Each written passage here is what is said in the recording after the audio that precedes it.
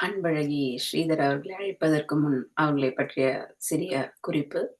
முனைவர் அன்பழகி ஸ்ரீதர் சென்னையைச் சேர்ந்தவர். கணினித்துறை பேராசிரியராக 15 வருடம் பணிபுரிந்தவர். படித்தது கணினி என்றாலும் தமிழால் பேரும் பெருமையும் அடைந்தேன். அதற்கு பேருதவி செய்த என் நண்பர்களுக்கும், தமிழால் இணைவோம் களத்தின் நிறுவனர் அவர்களுக்கும் என்றென்றும் கடமைப்பட்டிருக்கிறேன். என்னுடைய தனித்திறமையை வெளிக்கொணர்ந்து அதற்கான சிறப்புகளையும் செய்தது. கவிஞர், பட்டிமன்றம், பேச்சாளர், பாட்டு மன்றம், கவியரங்கம், கதை சொல்லி, பாடகர் இப்படி பன்முகத்தன்மைகளை வளர்த்துக் கொள்ளவும் முடிந்தது. தங்கமங்கை, தமிழ்ச்செம்மல், பொன்னியின் செல்வி போன்ற விருதுகளையும் தமிழால் இணைவோம் களத்திலிருந்து பெற்றிருக்கிறேன்.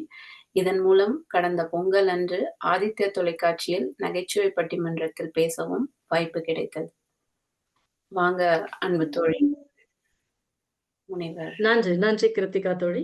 அவையோர் அனைவருக்கும் என்னுடைய பணிவான வணக்கங்கள். நான் அன்பழகி ஸ்ரீதர், சென்னையிலிருந்து.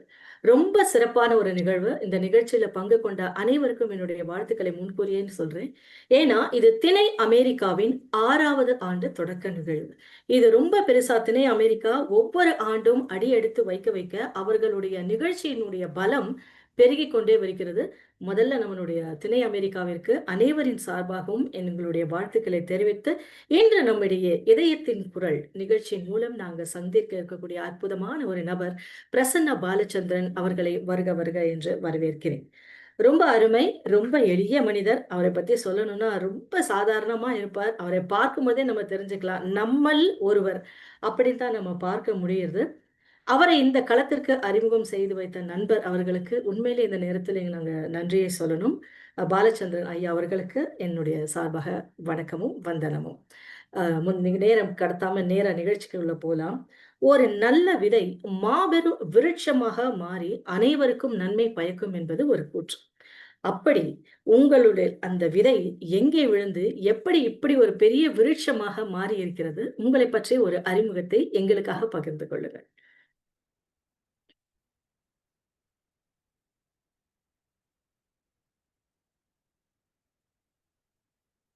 பிரசன்னா ஐயா. பிரசன்னா அன்மியூட் பண்ணிக்கோங்க. தோழா கொஞ்சம் அன்மியூட் பண்ணி. வணக்கம். வாங்க. உங்களை பற்றி ஒரு அறிமுகம். பிரசன்னா பாலச்சந்திரன் அப்படிங்கிற உங்களை பற்றி எங்களுக்கு ஒரு சிறிய அறிமுகம் சொன்னா ரொம்ப சந்தோஷப்படுவோம். பிரசன்னா பாலச்சந்திரன் ஆகிய நான் 1979 சென்னையில் இருக்கக்கூடிய ஆவடியில பிறந்து வளர்ந்தேன். 92 வரைக்கும், 1992 வரை நான் சென்னை ஆவடியில தான் இருந்தேன். அங்கதான் என்னுடைய பள்ளி படிப்பு அங்கதான். 92ல கோயம்புத்தூர் எங்க சொந்த ஊர். கோவையில் இருக்கக்கூடிய சிங்காநல்லூர். கோவையில் இருக்கக்கூடிய சிங்காநல்லூர் பகுதிக்கு நாங்க திரும்பவும் வந்தோம். 92ல இருந்து நான் கோயம்புத்தூர்ல தான் இருக்கேன். கோவையில தான் நான் என்னுடைய 12ஆம் வகுப்பு வரை நான் கோவையில படித்தேன். 8ஆம் வகுப்புல இருந்து 12 வரைக்கும் கோவையில படித்தேன். 12க்கு மேல நான் படிக்கல. என்னுடைய கவனம் வெவ்வேறு துறைகள்ல இருந்ததுனால நான் 12ஓட என்னுடைய பள்ளி படிப்போட நிறுத்திக்கிட்டேன். அதற்கு பிறகு வேற வேலைகள். எனக்கு கலை, எந்த வேலை எடுத்தாலும் அது கலை சார்ந்ததா இருக்கணும். அதுல ஏதாவது ஒரு படைப்பதற்கான அதுல ஏதாவது ஒண்ணு இருக்கணும் அப்படிங்கிறது எனக்கு எப்பவுமே அது ஒரு குழந்தை பிள்ளை பருவத்திலிருந்தே இருந்த ஒரு இயல்பு. கதை சொல்றது, நண்பர்களோட கதை பேசுவது, சித்திரங்கள் வரைவது, இந்த மாதிரி. அப்போ நான் எடுத்துக்கிற எல்லா வேலையும் ஏதோ ஒரு வகையில கலை சார்ந்ததா இருக்கணும்னு நான் அப்படிதான் என்னுடைய வாழ்க்கை போயிட்டு இருந்துச்சு. வெவ்வேறு வேலைகளுக்கு போயிட்டு இருந்தேன். 2014 வாக்குல நான் குடும்பஸ்தன் திரைப்பட இயக்குனர் ராஜேஷும் நானும் சந்திச்சு குறும்படங்கள் எடுக்கிறத பத்தி நாங்க பேச ஆரம்பிக்கிறோம். திரைப்படம் பத்தி பேசுறோம். ஒவ்வொரு 2 பேருக்குள்ள ஆர்வங்களை பகிர்ந்து கொள்கிறோம். அந்த வகையில ஒரு குறும்படம் எடுக்கலாம் அப்படின்னு சொல்லி முடிவு செய்து நாங்க 2014ல ஒரு குறும்படம் எடுத்தோம். ஆண்ட பரம்பரைன்னு சொல்லி. அது ரொம்ப பின்னாடி தான் அத நாங்க வெளியிட்டோம். இருந்தாலும் அந்த குறும்படம் அ அந்த பணி தான் எங்கள ரொம்ப இந்த கலைத்துறைக்குள்ள அ ஈடுபட செய்ததுன்னு சொல்லலாம். ம். 2014லிருந்து நான் இந்த ஊடகத்துறைக்குள்ள அ இருக்கேன். சிறப்பு. கிட்டத்தட்ட ஒரு 10 ஆண்டுகள் கழிச்சு 2024ல நாங்க குடும்பஸ்தன் திரைப்படத்த எடுத்து 2025ல அந்த திரைப்படம் வெளியானது. வெற்றிகரமாக அந்த படம் அமைஞ்சது. 2014லிருந்து 24 வரைக்குமான 10 ஆண்டுகள் நாங்க நக்கலைட்ஸ்ங்கிற ஒரு யூடியூப் சேனல தொடங்கி, அந்த யூடியூப் சேனல்ல நாங்க பணியாற்றிட்டு இருந்தோம். இத பற்றி சிறப்புங்க, ஒரு சிறப்பு. சுருக்கமான அறிமுகம் இதுதான். ஆ மனைவி, ஒரு மகள் இருக்காங்க எனக்கு. அருமை. அப்பா, அம்மா காலமாயிட்டாங்க. நான், என்னுடைய துணைவியார், அப்புறம் என்னுடைய மகள் 3 பேரும் இங்க கோவை சிங்காநல்லூர்ல வசிக்கிறோம். என்னுடைய மகள் 8ஆம் வகுப்பு படிக்கிறாங்க. சிறப்புங்க, சிறப்புங்க. அப்ப சென்னை தான் உங்களுக்கு இங்க இங்க இருந்து அங்க போயிட்டு நீங்க செட்டில் ஆயிருக்கீங்க இல்லையா? ரொம்ப சிறப்பு. அ அப்பா சென்னையில பணியாற்றிட்டு இருந்ததுனால பணியாற்றியங்க. ஆ சரிங்க. இப்ப பிரசன்னா பாலச்சந்திரன் ஒரு திரைக்கதை ஆசிரியர், நடிகர், தயாரிப்பாளர், நிறுவனர். நக்சலைட் யூடியூப் அப்படிங்கிறது. ஆனா நீங்க முதல்ல அறிமுகமானது, நீங்க எழுதின இந்த நக்சலைட்ஸ்குள்ள தான் வந்துட்டீங்க. ஆனா அதுல ஸ்கிரிப்ட் ரைட்டரா வந்தீங்களா? இல்ல அதுல நடிகரா முதல்ல உங்கள அறிமுகப்படுத்திட்டீங்களா? 2ம் ஒரே நேரத்துல நிகழ்ந்ததுன்னு தான் சொல்லணும். நாங்க எடுத்த அந்த முதல் குறும்படத்துல முதல்ல கதைய எழுதிட்டேன். ஒரு கதை அப்போ எங்ககிட்ட பெருசா பணம் எதுவும் இல்ல. ஒரு குறும்படம் எடுப்பதற்கான தயாரிப்புக்கான செலவே ரொம்ப நெருக்கடியான ஒரு சூழ்நிலை தான். ஆமா. அதனால ஒரு கதாபாத்திரத்த நீங்க எடுத்து பண்ணுங்க அப்படின்னு சொல்லி ராஜேஷ் என்ன உற்சாகப்படுத்தினாரு. ஓகே. ஏன்னா சம்பளம் இல்லாம நடிக்கக்கூடிய அப்படிங்கிற அளவுல என்ன அவர் புரிஞ்சுக்கிட்டதுனால ஓகே. அ நடிங்க அப்படின்னு சொன்னாரு. ஸோ அப்படி அ முதல்ல ரைட்டர் தான். 2வது தான் ரைட். நடிகர்.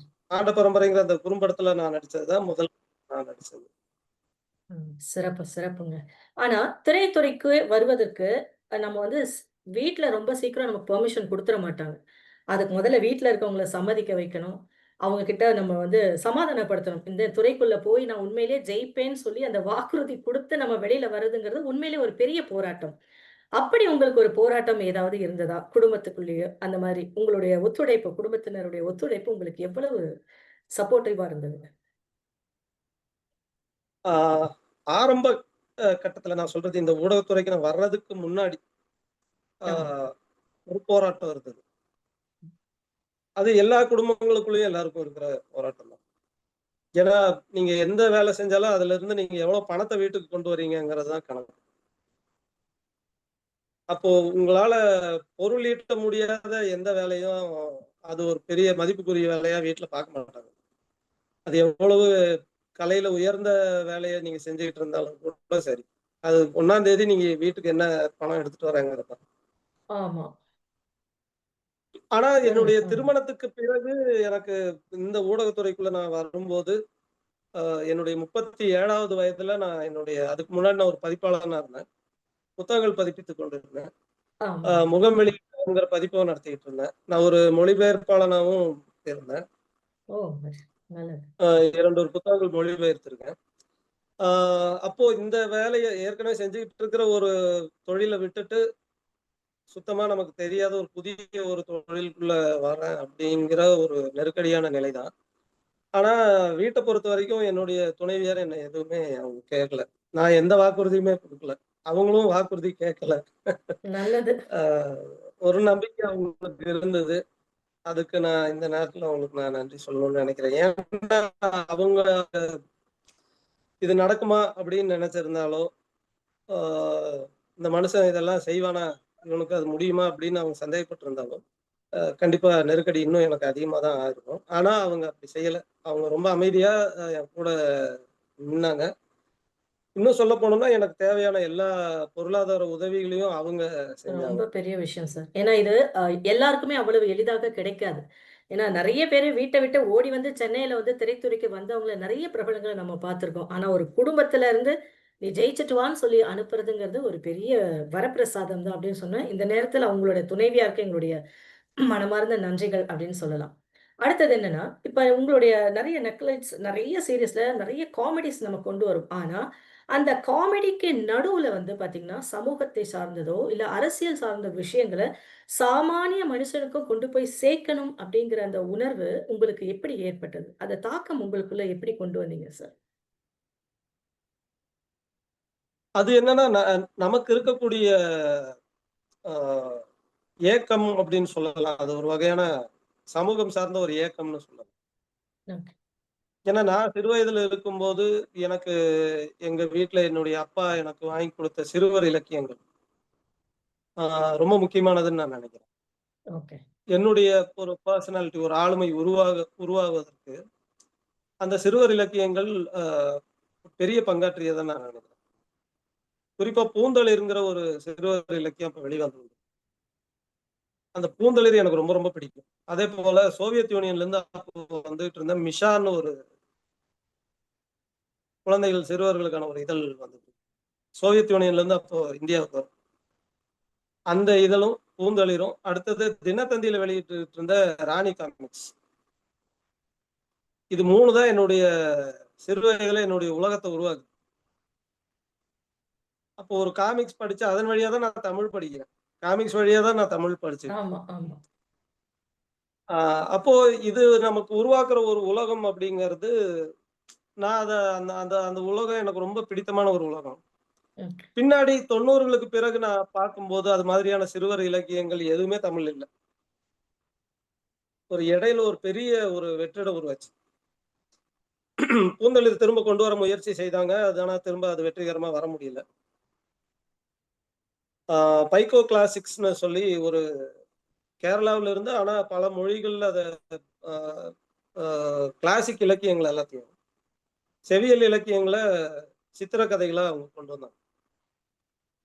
இந்த மாதிரியான இப்ப எனக்கு கிடைச்ச அந்த மாதிரியான வாய்ப்புகள், எனக்கு அடுத்து வந்த தலைமுறைக்கு அந்த மாதிரியான சிறுவர்களுக்கு இலக்கியங்கள் கிடைக்கல. சிறுவர் இலக்கியங்கள் நான் குறிப்பா சொல்றேன். உண்மை, உண்மை. இப்ப நெறைய வருது. இப்ப நெறைய பதிப்பகங்கள் தமிழ்ல சிறுவர் இலக்கியங்கள் நெறைய கொண்டு வராங்க. நெறைய ம். இப்ப வந்துகிட்டு இருக்கு. இடையில ஒரு 10, 20 ஆண்டு எதுவுமே இல்ல.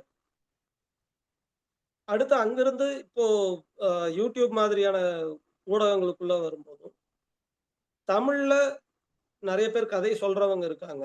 குழந்தைகளுக்கான கதை சொல்றவங்க, மற்றவங்களும் இருக்காங்க. ஆனா பெரிய அளவுல அவங்க அ பார்க்கப்படுறதில்ல, உண்மை. பார்வையாளர்களால. பார்க்கப்படணும்னு நான் நெனைக்கிறேன். அத நான் நிச்சயமா. விரும்புறேன். ஆனா அது அது இன்னும் அதிகமான பார்வையாளர்கள அவங்க போய் சேர முடியாத ஒரு சூழ்நிலை இருக்கு. இப்படியான ஒரு இடத்துல தான் குழந்தைங்க ஏதோ ஒரு வகையில ஆ கிடைச்சதெல்லாம் பார்க்கறதுங்கிற ஒரு இடத்துக்கு போயிட்டாங்க. அது அவங்களையும், அ வீட்டையும், சமூகத்தையுமே அது எப்படி பாதிக்குது அப்படிங்கிறத நம்ம பார்க்கிறோம் இல்லையா? கண்டிப்பா. அப்போ நமக்கு வாய்ப்பு இருக்கும்போது நம்ம ஏன் ஒரு ஒரு ஒரு ஆர்கானிக்கான நல்ல ஒரு அ கன்டென்ட் குடுக்கக்கூடாது அப்படிங்கிற ஒரு ஏக்கத்திலிருந்து தொடங்குனது தான். அது அரசியலாகவும் இருக்கலாம், குழந்தைகளுக்கான ஒரு பொழுதுபோக்காகவும் இருக்கலாம். இப்போ நிச்சயமா. நான் என்னுடைய சுயநலத்துல இருந்து தான் யோசிக்கிறேன். இப்ப என்னுடைய இல்லைங்களோட அது மகளுக்கு என்னன்னா நான் ஒரு நல்ல உணவு ஆ வாங்கி தரணும்னு விரும்புறது போல, நல்ல உடை வாங்கி தரணும்னு விரும்புறது போல, அவங்களுக்கு ஒரு நல்ல பொழுதுபோக்கும் குடுக்கணும்னு நான் நினைக்கிறேன். நம்ம ஒரு மோசமான கடையில நம்ம குடும்பத்த கூட்டிட்டு போய் உணவு வாங்கி குடுக்க மாட்டோம் இல்லையா? கண்டிப்பா மாட்டேன். அப்போ பொழுதுபோக்கும் அப்படி இருக்கணும். இப்ப நம்ம ஒரு மோசமான உணவ சாப்பிட்டா அது எப்படி நம்ம உடல அது பாதிக்குதோ, நம்ம வயித்த கலக்கி விடுதோ, அது போல நம்ம ஒரு மோசமான கன்டென்ட்ட பார்க்கும்போது, அது நம்ம மனச குழப்பும், கலக்கி விடும். அதுவும் சேராது. கண்டிப்பா. அப்போ அது ஒரு சமையல் போல தான் நான் நினைக்கிறேன். ஒரு நல்ல கன்டென்ட் உருவாக்கணுங்கிற விருப்பம் அந்த அந்த ஒரு எண்ணத்துல இருந்து வந்தது. ரொம்ப சிறப்புங்க. ஏன்னா, நெறைய பேர் வந்து பார்த்தீங்கன்னா, பணம் சம்பாதிக்கிறது அப்படின்றதுக்காக தான் நெறைய பேரு இன்னைக்கு வெளில வராங்க. அது ரொம்ப முக்கியமும் கூட. ஆனா, அந்த ஒரு நகைச்சுவைக்கு நடுவுல ஒரு விஷயத்த மக்களுக்கு கொண்டு அதுவும் இளைய தலைமுறைக்கு கொண்டு சேர்ப்பது அப்படிங்கிறது சாதாரணமான விஷயமே கிடையாது. ஏன்னா நம்ம வீட்லயே ஒரு குழந்தைக்கு ஒரு அட்வைஸ் பண்ண போது, போதும் போதும் அப்படின்னு சொல்லிட்டு போகக்கூடிய இந்த சூழல்ல, நீங்க கொண்டு வந்து குடுத்த ஒவ்வொரு சின்ன சின்ன சமூக அக்கறையும் கூட நம்மளுடைய இளைஞர்கள் மத்தியில ரொம்ப அவங்களுடைய மனதில ஆழமா பதிந்தது அப்படின்னு தான் சொல்லணும். இதற்கு ஒரு மிகப்பெரிய ஒரு வாழ்த்துக்கள் உங்களுக்கு. அதே மாதிரி இப்ப நம்ம சொல்ற எல்லாமே நம்ம நன்றி. பொது தளத்துல மக்கள் எடுத்துக்குவாங்க. ஆனா, நமக்கு மேல இருக்கக்கூடிய தளத்துல இருக்கக்கூடிய அரசியல் சார்ந்த சமூகம் அந்த சமூகம் நமக்கு எப்படி எடுத்துக்கும் அப்படிங்கிறது தெரியாது. ஒரு உதாரணம் என்னன்னா, ஜல்லிக்கட்டு போராட்டம் ரொம்ப பெரிய அளவுல நம்ம தமிழ்நாட்டுல பாதிச்சது. அப்படி அந்த ஜல்லிக்கட்டுக்கு பின்னாடி தான் நீங்க அந்த நேரத்துல கூட இல்ல. பின்னாடி அந்த பதிவை ஒரு வீடியோவா நீங்க எடுத்து உங்க சேனல்ல போடும்பொழுது, உங்களுக்கு ஏற்பட்ட தடைகள் பற்றியும், அப்ப அந்த தடை வரும்பொழுது நீங்கள் அதை எப்படி அதை சமாளித்து எங்ககிட்ட கொண்டு வந்து குடுத்தீங்க அப்படிங்கிறத பத்தி கொஞ்சம் சொல்லுங்க. நம்ம இப்படி ஒரு வேலை செய்ய வரோம் அப்படின்னா, அதனுடைய பின்விளைவுகள் என்ன இருக்குங்கிறதையும் நம்ம யோசிச்சு தான் வரணும். வெறுமனே நம்ம ஒண்ணு நெனைச்சோம், எடுத்தோம், கவிழ்த்தோங்கிற மாதிரி செய்யறதில்ல. அப்போ எப்ப சொல்லணுமோ, அப்ப ரொம்ப நம்ம ஸ்ட்ராங்கா சொல்லணும். உறுதியா ம். சொல்லணுங்கிறது ஒண்ணு. 2வது என்ன அப்படின்னா, இப்ப நம்ம ஒரு மக்களாட்சியில் இருக்கும்போது, இந்த மக்களாட்சி கொடுக்கக்கூடிய உரிமை என்பது, அது அப்படியே இருக்காது. அது நம்ம அந்த உரிமைய நம்ம எவ்வளவு பயன்படுத்துறோமோ, அந்த அளவுக்கு தான் அந்த உரிமையும் உயிர்ப்போட இருக்கும். நம்ம அந்த மக்களாட்சியில் நமக்கு இருக்கக்கூடிய உரிமைகள நம்ம அ அத நம்ம பயன்படுத்தாம விட்டுட்டோம்னா, அந்த உரிமைகள் இருக்குங்கிறத யாருக்குமே தெரியாது. தெரியாது. அத நம்ம பயன்படுத்த தான் அதனுடைய எல்லை நமக்கு தெரியும். கண்டிப்பா. அப்போ நம்ம ஒரு ஒரு ஒரு ஒரு நெருக்கடியான நிலை வரும்போது நம்ம பேசாம இருந்தோம் அப்படின்னு சொன்னா, எப்பவுமே பேச முடியாத அளவுக்கு அந்த ஜனநாயக வெளி வந்து ரொம்ப சுருங்கிரும். ம். நம்முடைய சுதந்திரத்தின் வெளி இருக்கு இல்லையா? ஸ்பேஸ் அது ரொம்ப சுருங்கிரும். சுருங்கிடும். நம்ம எவ்வளவுக்கு எவ்வளவு பேசுறோமோ, எவ்வளவுக்கு எவ்வளவு நம்முடைய எண்ணங்களை நம்ம சிந்தனைகளை வெளிப்படுத்துறோமோ, அவ்வளவுக்கு அவ்வளவுதான் அந்த எல்லை விரிவடையும். நிச்சயம். அதனால பேசாம இருக்கிறது ஒரு வாய்ப்பா இருக்காது. ஒரு சாய்ஸா இருக்க முடியாது. அப்ப நம்ம எவ்வளவுக்கு எவ்வளவு அத பேசுறோமோ, அவ்வளவுக்கு அவ்வளவு நமக்கு நல்லது. இது 1. 2வது என்ன அப்படின்னா, உரிமைங்கிற பேர்ல நம்ம தவறான பல விஷயங்களையும் நம்ம பேசிட்டு இருக்கோம். ம். அதுவும் நடக்குது. அப்ப எது சரி அப்படிங்கிறத நம்ம விவாதத்துக்குள்ள கொண்டு வரணும். ம். நக்லைட்ஸ்ல பெரும்பாலும் நாங்க கருத்து சொல்றத விட, ஒன்ற விவாதிக்கிறது தான். கரெக்ட். இப்போ சமூகத்துல நம்ம பேசுற அல்லது செய்யற விஷயங்கள்ல இருக்கக்கூடிய அபத்தங்கள் இருக்குல்ல, அந்த ஆமா. அபத்தங்களை வெளியே எடுத்து கொண்டு வைக்கும்போதே அது நகைச்சுவையா இருக்கும். ஆனா அந்த நகைச்சுவையோட நிக்காம, இது அபத்தமா இருக்குங்கிறத ஒருத்தவங்க புரிஞ்சுகிட்டாங்கன்னாலே, சமூகத்துல இருக்க பல பிற்போக்கான விஷயங்கள நம்ம கைவிடுறதுக்கான வாய்ப்பு இருக்கு. வாய்ப்பு இருக்கு. ஆனா அது அபத்தம்ங்கிறத முதல்ல பேசணும் இல்லையா? கண்டிப்பா. அதுக்கு ஒரு தைரியம் வேணும் அதுக்கான முதல்ல. நெருக்கடிகள் வரும். அது நமக்கு வரும்னு தெரிஞ்சு தானே செய்றோம். அதனால அது ஒண்ணும் நமக்கு சிக்கல் இல்ல. சரி, அது சரி. வந்தா பாத்துக்கலாங்கிற ஒரு துணிச்சல் தான். சிறப்புங்க. ஏன்னா உண்மையிலே ஒரு அ ஏன்னா மேல் தட்டத்துல இந்த அரசுல நமக்கு வரக்கூடிய சில விஷயங்கள நம்ம எதிர்க்கிறதுக்கு நமக்கு ஒரு சப்போர்ட் கண்டிப்பா வேணும். அது அவ்வளவு சீக்கிரம் வராது. இன்னொன்னு அந்த துணிச்சல் வரணும். இந்த இந்த இந்த விடயம் என்னுடைய மக்களுக்கு போய் சேரணும் அப்படிங்க அந்த ஒரு நினைவு, அந்த ஒரு தோன்றல் வருவதே ஒரு பெரிய விஷயம் சார். உண்மையிலேயே ரொம்ப பெரிய ஒரு விஷயம் நீங்க செஞ்சிருக்கிறது. அது அது வாழ்த்துக்கள். எப்படின்னா, இப்ப நம்ம நாய கண்டு பயந்துக்கிறோம். நாய் நம்மள கண்டு பயந்துக்குது. அப்படிங்கிற மாதிரி ஆமா. தான். ஓகே. புரியுது, ஏன்னா, புரியுதுங்க. நம்ம சிறப்பு. அவங்கள கண்டு பயப்படுற அதே நேரத்துல அவங்களும் நம்மள கண்டு பயந்துகிட்டு தான் இருக்காங்க. கண்டிப்பா. இன்னைக்கு நடக்கிற சின்ன சின்ன இவ்வளவு விஷயங்கள் கூட போல்டா இன்னைக்கு ஆ மக்களுக்கு வந்துருதுல்ல. இவ்வளவு போல்டா பேசுறான்னா, இவன் ஒரு பின்புலத்துல ஆள் இல்லாம பேச மாட்டாங்க. அப்படின்னு அவங்களும் நம்மள கண்டிப்பா. கண்டு பயந்துட்டு தான் இருக்காங்க. நினைக்கணும். ஏன்னா மக்கள்ல ஒருவரா நீங்க இருந்து பேசுறீங்க. அது ரொம்ப முக்கியம் இல்லைங்களா? ஏன்னா ஒரு மேடை பேச்சாளரா இல்லாம, இத்தனை கோடி மக்களுக்கு நடுவுல இருந்து ஒரு சமூகத்தினுடைய பிரச்சனைய நீங்க கொண்டு சேர்க்கிறதுங்கிறது பெரிய விஷயம். அப்ப உண்மையிலேயே மக்களை பார்த்து ஒரு பயம் உருவாகுறதுக்கு உண்மையிலே காரணம் இருக்கு. சரி, ரொம்ப சீரியஸா பேசிட்டோம்னு நெனைக்கிறேன். சும்மா நாச்சுக்கு கொஞ்சம் வேற ஏதாவது பேசலாம். இந்த நக்கலைட்ஸ்ன்ற பேர் வந்து வித்தியாசம். சரி அது ஆனா அதற்கு முன்னாடி அதற்கு வந்த பேர் வந்து சும்மானாட்சின்னு தான் வச்சிருந்தீங்க. அது ஏன் சார் திடீர்னு நக்கலைட்ஸ் அப்படின்னு சொல்லிட்டு கொண்டு வந்தீங்க? அதுக்கு ஏதாச்சும் ஒரு சூட்சமம் ஏதாவது வச்சிருக்கீங்களா? சூட்சுமம் இல்ல, அது தன்னை போல நடந்துச்சு. நாங்க முதல் வீடியோ பண்ணோம். டிமானிட்டைசேஷன் நடக்கும். ஓகே. டிமானிட்டைசேஷன் நடக்கும்போது என்னன்னா, அந்த நேரத்துல என்கிட்ட பொருளாதாரமே கிடையாது. என்கிட்ட பணமே இல்ல. ஓ! அப்ப பணமே இல்லாததுனால என்ன நடந்த ஒரு நன்மை என்ன அப்படின்னா, வங்கியில போய் நிக்க வேண்டிய தேவை இல்லாம இருந்தது. பணத்த மாத்துறதுக்கு. வங்கியில செலுத்துறதுக்கே பணம் இல்லங்கும்போது அப்புறம் எங்க போய் மாத்துறதுக்கு? அதனால அ கண்டிப்பா. எங்களுக்கு வேலை இல்ல. ஓகே. அதனால நாங்க வீடியோ எடுத்துட்டு கிளம்பிட்டோம் படம் எடுக்கிறதுக்காக. ஆ டிமானிட்டைசேஷன் நடந்த அன்னைக்கு நானும் என்னுடைய துணைவியாரும் ஒரு திருமணத்துக்கு நிகழ்ச்சிக்கு போயிருந்தோம்.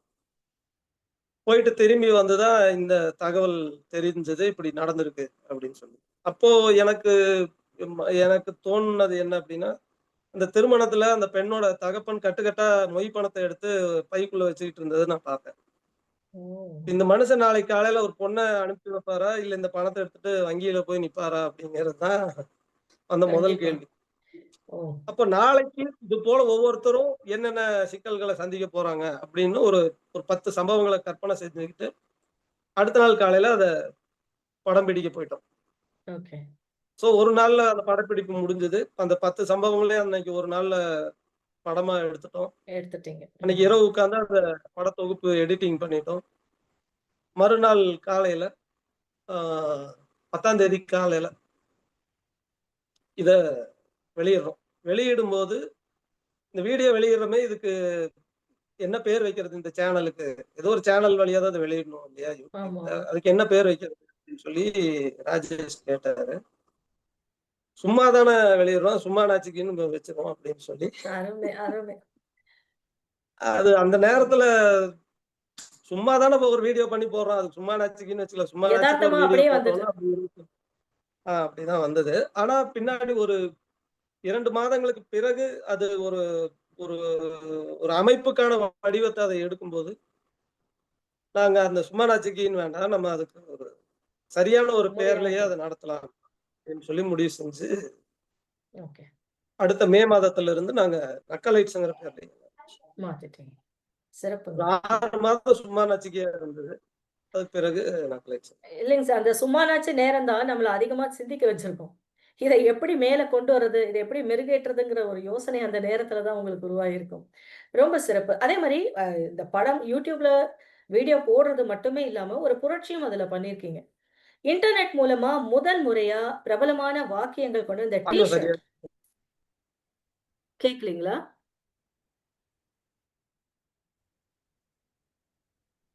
ஹலோ? ஆடியோ சரியா தோழர் வரல. ஆடியோ சரியா வரலைங்களா?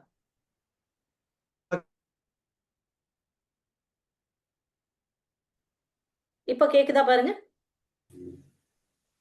தோழர் இப்ப கேக்குதுங்களா? கேக்குது அன்பு. கேக்குது. ஏன்னா, இன்டர்நெட் மூலியமா முதல் முறையா பிரபலமான வாக்கியங்கள் நம்ம டீ ஷர்ட்ல பின்னாடி எழுதுவோம் இல்லைங்களா? அந்த மாதிரி நீங்க வந்து அறிமுகப்படுத்தியது இந்த நக்லைட்ஸ் தான். அதனுடைய அனுபவம், இந்த எண்ணம் எப்படி உருவானது சார்? இது எப்படி வந்து ஒரு டீ ஷர்ட் பின்னாடி லோகோ அது பார்த்தீங்கன்னா, நெறைய இந்த விளையாடுறவங்களுக்கெல்லாம் நெறைய எழுதியிருப்பாங்க. ஆனா எப்படி ஒரு ஒரு சேனல்குள்ள போயிட்டு எப்படி கொண்டு வரதுன்றது தெரியல. அத எப்படி நீங்க முயற்சி பண்ணீங்க? நீங்க மியூட்ல இருக்கீங்க அண்ணா.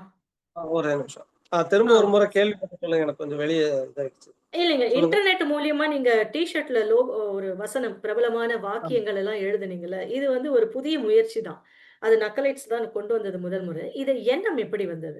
இத எப்படி கொண்டு வரலாம்? ஏன்னா, ஒரு அடுத்த ஒரு பரிணாமத்துக்குள்ள நீங்க என்டர் ஆன மாரி எங்களுக்கு ஒரு ஃபீலிங் இருந்தது. ஏன்னா, அது சிந்திக்கவும் வச்சது. பரவாயில்லையே! இது நல்லா இருக்கே! இந்த வாசகம் நல்லா இருக்கே! அப்படின்னு சொல்லிட்டு ஒரு ஒரு ஒரு ஏர்முகமா பார்க்க வைத்தது அப்படின்றது தான் சொல்லணும். இத பத்தி அது சொல்லுங்க. ஒரு அது ஒரு தொழில் முயற்சி தான். வேற ஒண்ணும் அத ம். பத்தி சிறப்பா சொல்றதுக்கு ஒண்ணும் இல்ல. என்னன்னா, அ வெறுமனே YouTubeல இருந்து வர வருமானம் இருக்கு இல்லையா? அப்போ அந்த நேரத்துல என்னன்னா, அ நக்கலைட்ஸ்ல அ நடிகர்கள், தொழில்நுட்ப கலைஞர்கள் அப்படின்னு நெறைய பேரு இணைஞ்சிருந்தாங்க. கிட்டத்தட்ட ஓகே. ஒரு 100 பேரு இருந்தாங்க. இப்ப YouTubeல இருந்து வரக்கூடிய வருமானம் இருக்கு இல்லீங்களா? அது ஆமா. ரொம்ப குறைவு. 100 ஓ! பேருக்கு ஊதியம் குடுத்து எல்லாத்தையும் நம்ம அ நிறைவு செய்ற மாதிரியான ஒரு சூழ்நிலை இல்ல. இல்ல. அப்போ அடுத்தது என்னன்னா விளம்பரங்கள் பண்ணலாம் அப்படின்னாலும் யூடியூப் சேனல்ஸுக்கு பெரிய நிறுவனங்கள் விளம்பரங்கள் தந்ததில்ல. அது ஒரு நெருக்கடியான நிலைதான். அப்போ இத ஒட்டி நம்ம வேற ஏதாவது ஒரு துணையா சில தொழில்கள் நம்ம செஞ்சோம்னா, இதை ஈடு செய்ய முடியும் அப்படிங்கிற ஒரு சிந்தனையில ஷர்ட் அதுக்கப்புறம் குழந்தைகளுக்கான ஸ்டேஷனரிஸ் மாதிரி பண்ணலாம் அப்படின்னு யோசிச்சு முதல்ல ஷர்ட் பண்ணலான்னு ஆரம்பிச்சோம். அதுல ஷர்ட்டுக்குன்னு தனியா இல்லாம நக்கலைட்ஸினுடைய எல்லாருக்கும் பிடித்த வசனங்களையே நம்ம அதுல ஆமா, ஆமா. வைக்கலாம் நெறைய அப்படின்னு சொல்லி இருக்குங்க. எங்க வீட்ல கூட அந்த மாரி நெறைய ஷர்ட் வாங்கி வச்சிருக்காங்க. ரொம்ப சிறப்பு. ஏன்னா அது ரொம்ப அதான் முக்கியமா வந்து நீங்க இளைஞர்கள கையில பிடிச்சுக்கிட்டீங்கன்னா, அது ரொம்ப சிறப்பு. நீங்க செய்ற ஒவ்வொரு விடயமும் அவங்களுக்கு சரியா போய் சேருது. அவங்க அத சரியான முறையில எடுத்துக்கிறாங்கன்னு நெனைக்கிறேன். ரொம்ப சிறப்பு. இப்ப அடுத்தது வந்து பார்த்தீங்கன்னா, நம்மளுடைய டைரக்டர் தமிழ் புரொடியூசர் ரஞ்சித் அவர்களுடைய கூட்டணியில உருவான சேத்துமான் படம். அதுல நீங்க உங்களுடைய ரொம்ப ஒரு கேரக்டர் ரொம்ப அருமையான ஒரு ரோல் ஒண்ணு பண்ணியிருப்பீங்க. அது எங்களுக்காக ஒரு சில வார்த்தைகள் அத பத்தி சொல்லுங்க. அந்த திரைப்படம் 2017ல எனக்கு வாய்ப்பு கிடைச்சது. ஓகே. ஆம், நான் அப்போ திரைப்படங்கள்ல நடிக்கிற எண்ணம் இல்ல. வாய்ப்பு தேடி நான் போகவும் இல்ல. என்னுடைய நண்பர் குடும்பஸ்தனுடைய தயாரிப்பாளர் வினோத் இருக்காரு. ஓகே. அவர் அவர் வழியா தான் என்ன பத்தி கேள்விப்பட்டு வீடியோஸ்ல என்னுடைய நான் எப்படி நடிக்கிறேங்கிறத பார்த்துட்டு இயக்குனர் தமிழ் என்ன அணுகுனாரு. ஓகே. அதன் பிறகு அந்த அந்த படத்தினுடைய கதைய அவர் சொன்னாரு. கதாபாத்திரம் என்னங்கிறத சொன்னாரு. 2 மாதங்கள் நாங்க நாமக்கல்ல எருமப்பட்டிங்கிற ஒரு கிராமத்துல அந்த அந்த அந்த படத்தினுடைய படப்பிடிப்பு நடந்தது. ஆ ரொம்ப ரொம்ப வித்தியாசமான ஒரு அனுபவம் அது எனக்கு. அந்த அந்த படம் பின்னாடி நான் நெறைய திரைப்படங்கள்ல நடிக்கிறதுக்கான எனக்கு ஒரு ஒரு ஒரு வாய்ப்பு. ஒரு சிறப்பான ஒரு பயிற்சியா அந்த படம் கண்டிப்பா. இருந்ததுன்னு நான் சொல்லலாம். ஒரு நடிகர்னா நம்ம அ வெளியில இருந்து பார்க்கும்போது நானே அ நெனச்சதுக்கும், நான் நடிகனாக மாறிய பிறகு நக்கலைட்ஸ்லயும் நெறைய ஒரு நடிகனா இருக்கிறதுங்கிறதுக்கு பெரிய பொறுமை வேணும். நீங்க ரொம்ப கண்டிப்பா. நேரம் காத்திருக்கணும். உங்களுக்கான காட்சி வர்ற வரைக்கும் நீங்க காத்திருக்கணும். ம். எப்பவுமே நீங்க உங்களுடைய வசனங்கள நினைவுல வச்சுக்கிறதுக்கு உங்களுக்கு நினைவாற்றல் இருக்கணும். அது உணர்ச்சியோட ஆமா, ஆமா. சரியான நேரத்துல சொல்றதுக்கான அ பயிற்சி, திறன் உங்களுக்கு இருக்கணும். இது எல்லாமே கண்டிப்பா. சேர்ந்து உங்களுடைய பெர்சனாலிட்டிய அது வேற ஒண்ணா மாத்தும். ஆ நிச்சயமா, நிச்சயமா. அப்படி அந்த அந்த அந்த படம் ஒரு YouTubeல இருந்து வந்தவனுக்கு சினிமாவுக்கான பயிற்சியே அது இன்னும் எனக்கு ரொம்ப அழுத்தமா எனக்கு குடுத்தது. கொடுத்து அ அந்த படத்துல ஒரு சுவாரஸ்யமான சம்பவம் சொல்லணும்னா, அந்த சொல்லுங்க, படத்தோட சொல்லுங்க. ஸ்கிரிப்ட் எனக்கு படிக்க குடுத்தாங்க. அந்த ஓகே. ஸ்கிரிப்ட படிச்சு முடிக்கும்போது, கதை முடியும்போது கீழ ஒரே ஒரு வார்த்தையில சண்டை காட்சி அப்படின்னு மட்டும் இருந்தது. ஒரே வார்த்தை. ஆமா. நான் என்ன நெனச்சுட்டேன்னா, சரி ஏதோ ஒரு சின்னதா ஏதோ இருக்கும் போல அப்படின்னு நெனச்சுட்டேன். அதுக்கப்புறம் தான் எனக்கு தெரியும், ஒரு 7 நிமிடங்கள் ஆ சண்டை காட்சி. கட்டே இல்லாத ஒரு சண்டை காட்சி. அந்த சண்டை காட்சியில நீங்க தான் நடிக்கணும் அப்படின்னு சொல்லி ஓகே. சொன்னபோது எனக்கு தலையே சுத்திருச்சு. எப்படி இருந்த ஆ என்ன எப்படி மாத்திட்டீங்கன்ற மாரி இருக்கு. நான் எதிர்பார்க்கவே இல்ல. அப்படி ஒரு சண்டை காட்சியில நடிப்பேன் அப்படின்னு சொல்லி. ம். ஏன்னா அதுக்கு முன்னாடி வரைக்கும் நம்ம நகைச்சுவை காட்சிகள்ல நடிச்சுக்கிட்டு, அ அப்படி இருந்த ஆள திடீர்னு ஒரு உக்கிரமான ஒரு சண்டை காட்சிங்கும்போது, ஆமா, எனக்கு அது ஆமா. பெரிய சவாலா இருந்தது. ஆனா என்ன அப்படின்னா, அத பண்ண முடியுங்கிறத நான் கண்டுபிடிச்சுக்கிட்டேன். கண்டுபிடிச்சுட்டீங்க. ஒவ்வொரு ஒவ்வொரு ஒவ்வொரு இது போன்ற ஒரு சவாலான நிகழ்வுகள் ஒண்ணொண்ணும், நம்மை ம். பற்றி நமக்கே தெரியாத சில இது இருக்கும்.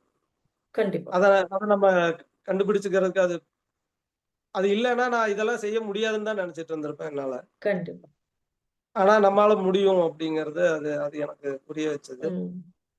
ஏன்னா ரொம்ப அந்த ரோல் சுவாரஸ்யமான உங்ககிட்ட சொல்லும்பொழுது நீங்க அத எடுத்துக்கிட்டீங்கல்ல. இல்ல அந்த ஒரு ஒரு ஒரு வார்த்தையா இருந்தாலும் சரி பரவால்ல சண்டை தானே பார்த்துக்கலான்னு அப்படின்றது அது ஒரு மனநிலை வேணும். அந்த தொடர் இல்ல அந்த சண்டைக்கு படம் முழுக்க நடிச்சு முடிச்சுட்டேன். இனி அத நான் மறுக்க முடியாது. மறுக்க முடியாது. வேற வழியே இல்ல. ஆனா நம்ம ரொம்ப சிறப்பா கடைசியா அதுதான் எடுத்தாங்க. சிறப்பு. ஆமா.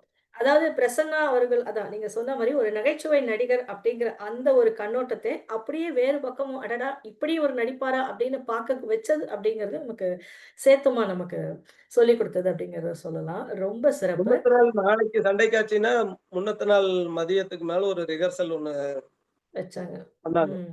ஆ ஸ்டண்ட் நடிகர்கள் ஆக்ஷன் அவங்க டீம்ல இருந்து வந்து அதை பண்ணி காமிச்சாங்க எப்படி இந்த சண்டை இருக்கும்னு. ஓகே. கிட்டத்தட்ட மயங்கி விழாத குறைதான் நானு. ராத்திரி திரும்ப ரூமுக்கு வந்து கதவை சாத்திட்டு தனியா அழுதுட்டு நிஜமாவா? இப்படி மாட்டிக்கிட்டமே வந்து ஓ! அச்சச்சோ! அப்புறம் பரவால்ல. உட்கார்ந்து அந்த ஆனா சண்டை எப்படி போடணுங்கிறத நானே நீங்களே இப்ப மெமரைஸ் பண்ணிக்கிட்டேன். இங்க இருந்து இப்படி ம். போகணும், இங்க இருந்து இப்படியே பண்ணணும் அப்படிங்கறத மெமரைஸ் பண்ணிக்கிட்டு அப்புறம் மெமரீஸ். அடுத்த நாள் பரவால்ல. இது ஒரு புதிய படிப்பினை தான் நமக்கு. சிறப்பு, ஆமா. சிறப்பு. சூப்பர். அடுத்தது இந்த எதார்த்தமான கதைகள மக்களுக்கு கொண்டு வந்து சேர்க்கிறதுல உங்களுக்கு வந்து ஒரு நிகர். உண்மையிலேயே ஒரு பெரிய விஷயம். அப்படி கொண்டு வந்தது தானே இந்த குடும்பஸ்தன் திரைக்காவியம். ஏன்னா, இன்னைக்கும் எல்லார் வீட்லயும் முக்கால்வாசி வீடுகள்ல இதுதான் நிகழுது. இது சாதாரணமா நடக்கிற ஒரு விஷயம்னு கடந்து போகாம, அதை அழகா, கோர்வையா அப்படியே திரையில கொண்டு வந்து தெறிக்க விட்டுருக்கீங்க எங்களுக்காக. ரொம்ப பெரிய அளவுல மக்களால பாராட்டப்பட்டது. நல்ல எதிர்பார்ப்பையும் நமக்கு கொண்டு வந்தது அப்படின்னு சொல்லலாம். அதுல சம்பாதித்த உங்களுடைய அன்பும், ஆதரவும் இத பத்தி எங்க கூட பகிர்ந்துக்கோங்க. யூடியூப் ஒரு பெரிய பயிற்சி. கண்டிப்பா. ஏன்னா வார வாரம் ஒரு ஒரு நம்ம ஒரு கதையை எழுதுறோம். அந்த கதைய மக்கள் எப்படி ரசிக்கிறாங்கங்கிறத அது வெளிவந்த அடுத்த நிமிடத்துல இருந்து கீழ கமெண்ட்ல வர ஆரம்பிச்சு. ஆமா, இப்போ தொலைக்காட்சி நடிகர்களுக்கோ வேற யாருக்குமோ இப்படி ஒரு நேரடி ஒரு உறவு இருக்கு இல்லையா தன்னுடைய ஆமா, ஆமா. ரசிகர்களோட. அது யூடியூப்ல இருக்கவங்களுக்கு மத்தவங்களோட ரொம்ப அதிகம். கண்டிப்பா. அப்பவே நீங்க அத அ அவங்களோட நீங்க உரையாட முடியும். உடனடியா வீடியோ வெளிவந்த அடுத்த 2 நிமிடத்துல இருந்து உங்களுக்கு ம். கமெண்ட்ஸ் வர ஆரம்பிச்சிரும். நீங்க அவங்களோட உரையாடலாம். அப்போ எது அவங்களுக்கு பிடிக்குது, பிடிக்கல மக்களுக்குங்கிறது நமக்கு தெரிய வரும். அதேபோல யூடியூப்னுடைய டேட்டா இருக்கு. பிள்ளைகள் எந்தெந்த தரப்பு வயதினரை பார்க்குறாங்க, பாக்குறாங்க. எந்தெந்த ம். நாடுகள்ல இருந்து பார்க்குறாங்கங்கிறது எல்லாமே டேட்டாவா நமக்கு இருக்கும். இது ஒரு வகையில இருந்தா கூட, மக்கள் அ இத மக்களினுடைய வீடியோக்கள ரொம்ப ரசிக்கிறாங்கங்கிறது 10 வருடமா அது தொடர்ந்து நடந்துகிட்டு இருக்கிறது அது எங்களுக்கு தெரியும். ஆனா, பிசிக்கலா மக்களோட சேர்ந்து உட்கார்ந்து பார்க்கறது அப்படிங்கிற ஒரு அனுபவம் எங்களுக்கு ரொம்ப குறைவு தான். குறைவு. ஒரு அரங்குல உட்கார்ந்து பார்க்கறதுங்கிறது ஒண்ணு இருக்கு ம். இல்லீங்களா? கண்டிப்பா. இன்னொன்னு நக்கலைஸ்க்கான ரசிகர்கள்ங்கிறவங்க அது ஒரு ஒரு வகையான ரசனையில ஒன்றிணைஞ்சவங்க. ம். ஆனா ஒரு திரைப்படமா வெளிவரும்போது அத பார்க்கக்கூடியவங்க நக்கலைஸ்னுடைய ரசிகர்களுடைய அந்த வெளியிலிருந்து மத்தவங்களும் அதுக்குள்ள வருவாங்க. இப்ப அவங்க எப்படி இந்த படத்த ரசிப்பாங்க? அப்படிங்கிறது ஒரு கேள்வி இருந்தது. ஆனா நாங்க ஒரு நம்பிக்கையோட இருந்தோம். இது நம்ம எல்லாருடைய வாழ்க்கை பற்றிய கதைய நம்ம கதை. சொல்றோம். அத ரசிக்கும் விதமா நம்ம சொன்னோம்னா, கண்டிப்பா எல்லாரும் விரும்புவாங்க அப்படிங்கிற ஒரு நம்பிக்கையோட தான் அது திரைப்படத்துல அ வேலை செஞ்சோம். நல்லது. ஆனா, அது நாங்க நெனச்சத விடவே ரொம்ப பெரிய ஒரு வெற்றிய பெரிய அளவுல பேசப்பட்டது. தமிழ்நாட்டினுடைய எல்லா ஊர்கள்லயும் அந்த படம் ரொம்ப ஹவுஸ்ஃபுல்லா அரங்கு நிறைந்த காட்சிகளா தான் ஓடுச்சு. நாங்க ஆமா, எல்லாமே ஆமா. கிட்டத்தட்ட நாகர்கோயில் வரைக்கும் நாங்க எல்லா திரையரங்குகளுக்கு போய் நேர்ல அ மக்களோட சேர்ந்து உட்கார்ந்து பார்த்த அனுபவம். அது அங்கேயே லைவா அது நடக்கும்போது, ரொம்ப அந்த பெரிய சந்தோஷம். அ ரொம்ப அருமையான ஒரு சிறப்பு, சிறப்பு. திரைத்துறையில இப்ப நீங்க 10 வருட காலம், நீங்க உங்களுடைய வாழ்க்கைய நீங்க திரைத்துறையில அதாவது YouTube சேனல் ஆகட்டும், திரைத்துறையில ஆகட்டும்.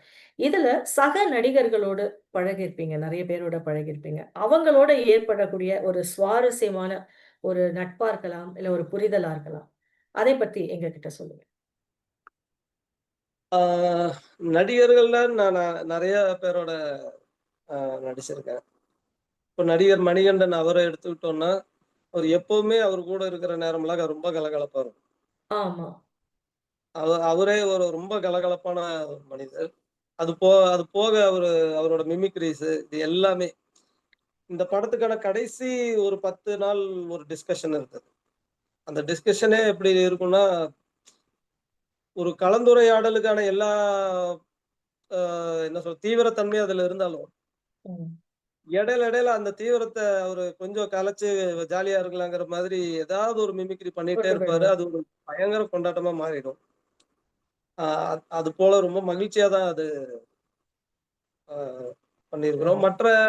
மற்றபடி நடிகர்களோட எனக்கு எனக்கு திரை அனுபவம் அப்படிங்கிறது என்ன அப்படின்னா, ரொம்ப மோசமான அனுபவங்கள் எதுவுமே இல்ல. பெரிய விஷயமே. ம். அது நம்மள எப்படி வச்சுக்கிறோங்கிறத பொறுத்து இருக்கு. உண்மை, உண்மை. அதனால மற்ற நடிகர்களும், நடிகைகளும் என்கிட்ட ரொம்ப அன்பாவும், நட்பாவும் தான் எல்லாருமே பழகியிருக்காங்க. சுவாரஸ்யமான சம்பவங்கள்னா ஒரு சம்பவம் சொல்லலாம். சொல்லுங்க. ஒரு ஒரு வெப் சீரிஸ்க்காக அமேசான்ல ஒரு வெப் சீரிஸ்க்காக நடிச்சுக்கிட்டு இருக்கோம். ஓகே. அதுல எனக்கு ஒரு போலீஸ் கேரக்டர். எனக்கு போலீஸ் மாதிரி சல்யூட் அடிக்க தெரியாது.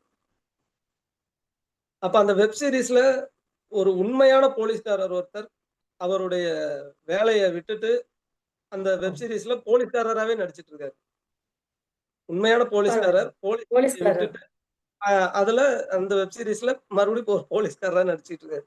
நான் அவர்கிட்ட ம். போய் உதவி கேட்டேன். எனக்கு எப்படி சல்யூட் பண்ணணும்னு தெரியாது. எனக்கு கொஞ்சம் சொல்லிக் குடுங்கன்னோனே, அவர் திடீர்னு எனக்கு வாத்தியாரா மாறி, ஆ ஆ. போலீஸ் ட்ரெய்னிங்க்கு வந்த ஒரு ஸ்டூடண்ட்ட எப்படி ட்ரீட் பண்ணுவாரோ, அது போல என்ன ட்ரீட் பண்ணி எனக்கு சல்யூட் பண்றதுக்கெல்லாம் சொல்லிக் குடுத்து, ஆ ரெடி பண்ணிட்டாரு. இப்ப என்ன அப்படின்னா, ஒரு ஒரு காட்சியில நாங்க எல்லாருமே சேர்ந்து நடிக்கணும். இப்ப அந்த காட்சியில ஒரு உயர் அதிகாரி உள்ள வருவாரு. எல்லாரும் எந்திரிச்சு அவருக்கு சல்யூட் பண்ணணும். அந்த காட்சியில ஓகே. எல்லாரும் அவர் வந்தாரு, டேக் அப்படின்னோனே எல்லாரும் சல்யூட் பண்ணோம். ஓ! டைரக்டர் கட் அப்படின்னு சொல்லிட்டு நேரா அந்த முன்னாள் போலீஸ்காரர்கிட்ட போயி ம். அசிங்கமா அவர திட்டி, அச்சச்சோ! "என்னய்யா இப்படி தப்பா சல்யூட் அடிக்கிற?" அப்படின்னு அவர்கிட்ட. இத கேட்டு அவர்கிட்டயே. நான் பதறிட்டேன். இவரு சொல்லிக் குடுத்து தானே நம்ம சல்யூட் பண்ணோம். அடு அடுத்து டைரக்டர் நம்மகிட்ட தான் வரப்போறாருன்னு நான் பயந்து ஓகே. டேபிளுக்கு அடியில போயிட்டேன். ஐயய்யோ! அப்புறம் பார்த்தா டைரக்டர் என்ன சொன்னாருன்னா, "நீ ரொம்ப தப்பா சல்யூட் அவரு பாரு கரெக்ட்டா சல்யூட் அடிக்கிறாரு. அவரு மாரி உங்கள பண்ணுங்கன்னு" என்ன பார்த்து. காமிச்சுட்டு வேற ம், குடுத்தாரு. ம். அவரு ஒரு 2 நாள் என்ன கொலவெறியோட சுத்திட்டு இருந்தாரு. நான் அவருக்கு பயந்து பயந்து ஒளிஞ்சு ஒளிஞ்சு உள்ள இந்த உண்மையிலேயே ஸ்டுடியோக்குள்ள பெரிய அ இந்த மாதிரியான சம்பவங்கள்லாம் நடக்கும். சினாரியோ. ரொம்ப, ரொம்ப சிறப்புங்க. நடிக்கிறதுல வந்து ஆனா எல்லாருக்குமே நடிப்புங்கிறது ஒரு பெரிய ஒரு கனவு. அது நெறைய பேருக்கு வரும். ஒரு பேருக்கு வராது. அப்படி நடிக்கும்போது நம்ம ஒரு சிலர வந்து நம்ம கற்பனையில வச்சிருப்போம். இந்த மாதிரி ஒரு ரோல் இருந்தா நமக்கு நல்லா இருக்கும் நடிக்க. இந்த மாதிரி பண்ணணும். அப்படி உங்களுடைய நடிப்புக்கு முன்மாதிரியா இருந்த கதாபாத்திரமாட்டும், இல்ல அந்த பாத்திரத்திலே நடித்த நடிகர், அந்த மாதிரி யாருன்னா இருக்காங்களா? இல்ல எனக்கு முன்மாதிரியான நடிகர்கள் நான் யாரையும் அப்படி நடிப்புல இவர் மாரி நடிக்கணும்னு நான் ஃபாலோ பண்றதில்ல. ஓகே, ஆனா நான் ரொம்ப ரசிச்சு பார்க்கிற நடிகர்கள் நெறைய பேர் இருக்காங்க. ஓகே. அவங்களோட டெக்னிக்ஸ் இருக்கு. அந்த ம், டெக்னிக்ஸ தான் நான் எடுத்துக்குவேனே ஒழிய, அவங்களோட ஸ்டைல நான் பிக்கப் பண்ண மாட்டேன். அவங்களுடைய கண்டிப்பா. உத்திகள் இருக்கும். ம். அந்த உத்திகள நம்ம கத்துக்கலாம். அப்படி நெறைய பேர்கிட்ட இருந்து நான் நெறைய கத்துக்கிட்டு இருக்கேன். ஓகே. ஆ அவங்க நடிக்கிற பாணி இருக்கு இல்லையா? அந்த ஸ்டைல நம்ம ஆமா. அப்படியே ஃபாலோ பண்ண தேவையில்ல. அதுதான் அவங்க பண்ணிட்டாங்களே, அது எதுக்கு நம்ம பண்ணணும்? இன்னொன்னு எனக்கு நேரம். என்னன்னா, 2 வகையான நடிப்பு முறை இருக்கு இல்லையா? ஒண்ணு மெத்தட் ஆக்டிங்ன்னு சொல்லுவாங்க. இன்னொன்னு ஸ்பான்டேனியஸ்ன்னு சொல்லுவாங்க. ஓகே, அ முதல் குறும்படத்துல நடிக்கும்போதே, நான் மெத்தட் ஆக்டர் இல்லங்கிறது எனக்கு தெரிஞ்சிருச்சு. ஓகே. முதல் 2 சீன் நடிக்கும்போதே மெத்தட் ஆக்டிங் எனக்கு வரல. இல்ல. ம். நான் திணர்றேங்கிறது எனக்கு தெரிஞ்சிருச்சு. ஓகே. அப்போ 3வது சீன் நடிக்கும் போதிலிருந்தே, நான் ஸ்பான்டேனியஸா அந்த கதாபாத்திரமா நான் இருந்தா என்ன செய்வேனோ, ரைட். அத பிஹேவ் பண்ண ஆரம்பிச்சுட்டேன். இப்போ நான் நடிக்கிறது இல்ல. நான் பிஹேவ் தான் பண்றேன். அந்த கேரக்டரா நான் இருந்தா என்ன பண்ணுவேனோ, அத அங்க செஞ்சுட்டே இருப்பேன். வசனம் மட்டும் தான் நான் மனப்பாடம் செஞ்சுக்கிறதே ஒழிய, மற்றபடி நடிப்பு, உடல் மொழி எல்லாமே அந்த கேரக்டரா நான் இருந்தா என்ன பண்ணுவேன்ங்கிறத யோசிச்சு செய்றது தானே ஒழிய, ஓகே, மெத்தட் ஆக்டிங் இந்த இடத்துக்கு இப்படிதான் முக பாவனை இருக்கணும், இதத்தான் பண்ணணும், அந்த மாதிரியான மா அந்த மாடல் எனக்கு செட் ஆகல. ஓகே. தவறான மாடல்ன்னு நான் சொல்ல மாட்டேன். அது இல்ல நீங்க ஒவ்வொரு அந்த கேரக்டரா வாழ்ந்ததுனால தான் இன்னைக்கு இன்னைக்கு இத்தன பேருக்கு நடுவுல நீங்க இருக்கீங்க. இத்தன பேர் உங்கள பார்க்குறாங்க. உங்க நடிப்பை ரசிக்கிறாங்க. ஏன்னா ஸ்பான்டேனியஸா உங்களுக்கு நான் எஸ், பண்றதுனால, எஸ். உண்மை. அது ரொம்ப இயற்கையா இயல்பா இருக்கிறதா எல்லாரும் சொல்ல எல்லாருக்கும் ஆரம்பிச்சுட்டாங்க. பிடிச்சிருக்கு. அந்த இயல்பு தான் பிடிச்சிருக்கு ரொம்ப. அப்பாடா தப்பிச்சுட்டோம் அப்படின்னு சொல்லி நானும் நடிச்சுட்டேன். நல்லது. ஏன்னா நெறைய பேருக்கு அந்த இயல்பா வர்றதே ஒரு தடுமாற்றம் வந்துரும். இந்த கேமராக்கு முன்னாடி இயல்பா நடிக்க சொன்னா கூட, இந்த கேமரா பார்க்கும்போது ஒரு ஒரு தடுமாற்றம் ஒண்ணு வந்துரும். ஆனா உங்களுக்கு அந்த மாதிரிலாம் இல்ல. கேமரான்ற ஒண்ணு இருக்கா? நானா அப்படியே போயிட்டே இருக்கேன், பேசிட்டே போறேன் அப்படிங்கிற மாரி தான் உங்களுடைய நடிப்பு இருக்கு. அது ஒரு ஒரு மிகப்பெரிய ஒரு கலை. அது உங்களுக்கு கடவுள் நெறைய குடுத்துருக்காருன்னு நெனைக்கிறேன்.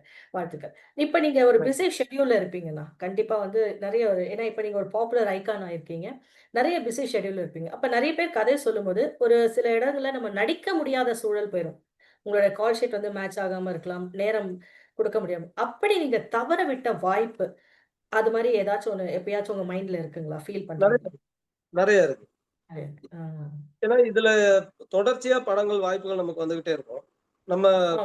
முதல்ல எது வருதோ அதை நம்ம ஏத்துக்கணும். அப்போ அந்த படம் பண்ணிக்கிட்டு இருக்கும்போதே ஒரு படத்துக்கான வாய்ப்பு வரும் ஆ. இடையில.